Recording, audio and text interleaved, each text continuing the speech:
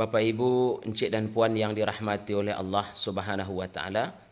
Judul kajian kita pada kesempatan yang mulia ini, ada seorang bidadari di surga bernama Al-Aina. Milik siapakah bidadari itu? Dan ada seorang bidadari di surga bernama Lu'bah. Milik siapakah bidadari itu? Sebelumnya, saya ingin menyampaikan kepada Bapak Ibu, Encik dan Puan yang dirahmati oleh Allah, bahwa perkataan bidadari, hurun in, banyak sekali Allah sebutkan di dalam Al-Quran. Di antaranya adalah beberapa surah. Surah Ad-Dukhan ayat 54, Ar-Rahman 70 dan 58, kemudian surah Al-Waqi'ah ayat 22 dan 23. Allah berfirman dalam Al-Quran, A'udzu billahi minasy syaithanir rajim. Bismillahirrahmanirrahim. Kadzalika wa zawwajnahum bihurin 'ain. فيهن خيرات حسان كأنهن الياقوت والمرجان وحور عين كأمثال اللؤلؤ المكنون. Subhanallah, begitulah cantik dan indahnya bidadari-bidadari di surga yang Allah sediakan untuk hambanya yang beriman. Bapak Ibu, Encik dan Puan yang dirahmati oleh Allah Subhanahu wa taala. Di dalam kitab At-Tazkirah halaman 458, dalam sebuah hadis yang mauquf. Hadis mauquf itu ialah hadis yang terhenti pada sahabat Nabi sallallahu alaihi wasallam. Artinya hadis ini dikatakan oleh sahabat Nabi sallallahu alaihi wasallam. Wa qala Abu Hurairah berkata, kata Abu Hurairah, Inna fil jannati hawra'un yuqalu laha al-aina. Kata Abu Hurairah, Bapak Ibu, Encik dan Puan, sungguh di dalam surga itu ada seorang bidadari bernama Al-Aina. Namanya Al-Aina.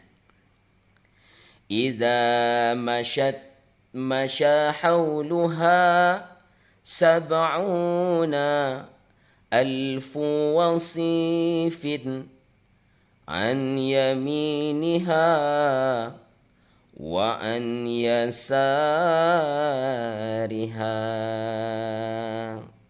Sungguh di dalam surga itu ada seorang bidadari bernama Al-Aina. Kalau Al-Aina ini berjalan di surga, dia dikawal oleh 70.000 anak muda, remaja. 70.000 ini menghiasi di sebelah kirinya dan menghiasi di sebelah kanannya. Artinya kiri kanannya ada yang menjaga bidadari ini. Ketika bidadari ini berjalan di surga, nanti pada hari kiamat setelah kita masuk ke dalam surga, bidadari ini akan mencari seseorang. Siapakah seseorang yang dicari oleh bidadari itu? Dalam riwayat ini dijelaskan, Al-Aina berkata. Apa perkataannya? Wahia taqul, Ainal amiruna bil ma'ruf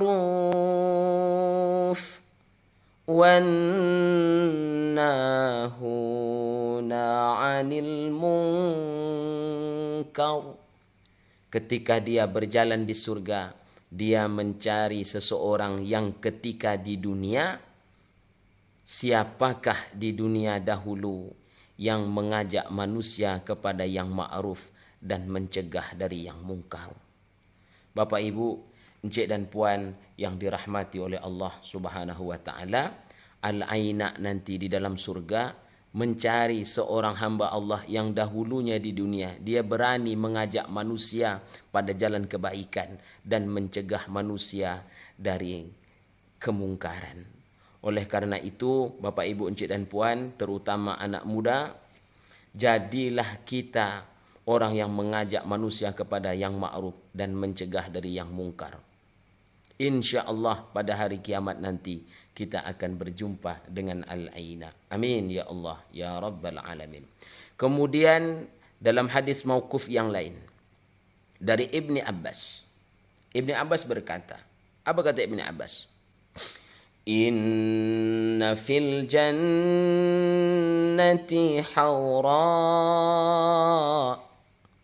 yuqalu laha lu'bah. Kata Ibnu Abbas, sungguh di dalam surga nanti ada seorang bidadari bernama Lu'bah. Hebatnya Lu'bah ini, Bapak Ibu, Ibnu Abbas berkata, "Lau bazaqat fil bahri la'azuba ma'ul bahri kulluhu." Kalaulah seandainya Lu'bah ini meludah di lautan, artinya kalau seandainya Lu'bah ini sampai ke muka bumi, lalu dia meludah dengan sekali ludah di lautan yang ada di dunia ini, maka seluruh air lautan itu akan menjadi tawar, kata Ibnu Abbas. Subhanallah, indahnya bidadari surga. Kemudian Ibnu Abbas menjelaskan, maktubun ala nahriha, kemudian tertulis di pangkal lehernya itu, man ahabba an yakuna lahu misli faly'amal bi ta'ati rabbi azza wa jalla.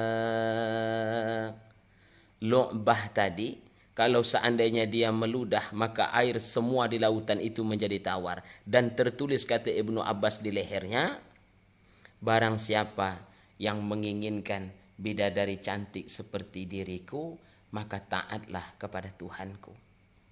Bapak Ibu, encik dan puan yang dirahmati oleh Allah Subhanahu wa taala, teruslah melakukan amal kebaikan. Allah akan menyediakan bidadari untuk kita di surga. Beramallah ikhlas karena Allah. Wassalamualaikum warahmatullahi wabarakatuh.